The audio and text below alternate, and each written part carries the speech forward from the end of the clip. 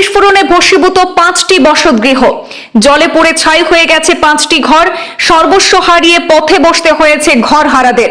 পরনে কাপড় ছাড়া বাকি কিছুই বাঁচানো সম্ভব হয়নি।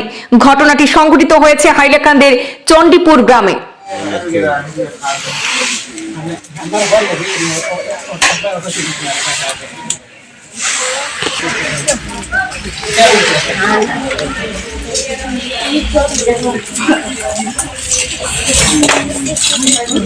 ঘটনার বিবরণে জানা যায়, সিলিন্ডার বিস্ফোরণের ফলে এই ভয়াবহ অগ্নিকাণ্ড সংঘটিত হয়েছে।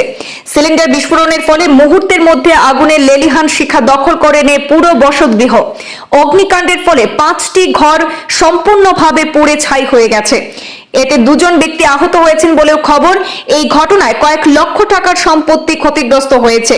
দমকল বাহিনী প্রায় 2 ঘন্টা দীর্ঘ প্রচেষ্টার পর আগুন নিয়ন্ত্রণে আসে। ঘটনায় নাসির উদ্দিন লস্কর, জসিম উদ্দিন লস্কর, হাসান উদ্দিন লস্কর, শরিমুল ইসলাম লস্কর এবং ময়মুন্নেসা মাজার ভুইয়ার বাড়ি সম্পূর্ণভাবে ভস্মীভূত হয়েছে বলে জানা যায়। আজ এই ঘরটোৰ জুই লাগিছে ৰাতিপুৱা 11টা বজাত আজি শুনা পালো। আমাৰ এই ওচৰতে হয়, গাঁৱৰ হয়, মানুহ হয়। চণ্ডীপুৰ পাৰ্ক ৰাতিপুৱা 11টা বজাত সিহঁতৰ ঘৰখনত মানে গেছ চিলিণ্ডাৰ এটা বাছ কিনি কিবা এটা জুই লাগিছে। আৰু তাৰপিছত মই আৰু এই আপোনাৰ ফায়াৰ ব্ৰিগেডক ফোন কৰিলোঁ, অফিচাৰকো ফোন কৰিলোঁ, কৰি কিনি চালোঁ আৰু এই গোটেই বস্তুবিলাক একোৱেই নাবাছিলে আৰু চব তলত গুচি গ'ল।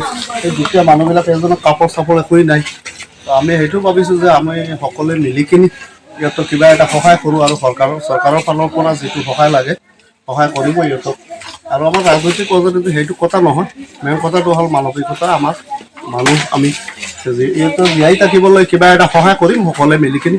ময়ো আমাৰ নিজৰ ফালৰ পৰা মই নিজে ক'লোঁ আৰু ইহঁতক যি লাগে সহায় কৰিম। মই 5 টিন লাগে আৰু যি লাগে ঘৰৰ কামতবিলাক যি লাগে সহায় কৰিম। দুখীয়া পৰিয়ালটো আৰু আপোনালোকৰ মাধ্যমে এটা কথা ক'বলৈ আছোঁ যে চৰকাৰৰ ফালৰ পৰা যিমান সোনকালে পাৰে এই দুখীয়া মানুহবিলাক ঘৰৰ তলত ইমান সোনকালে শুব পাৰে, বহিব পাৰে, ঘৰটো অলপ চাই দিব লাগে চৰকাৰৰ ফালৰ পৰা।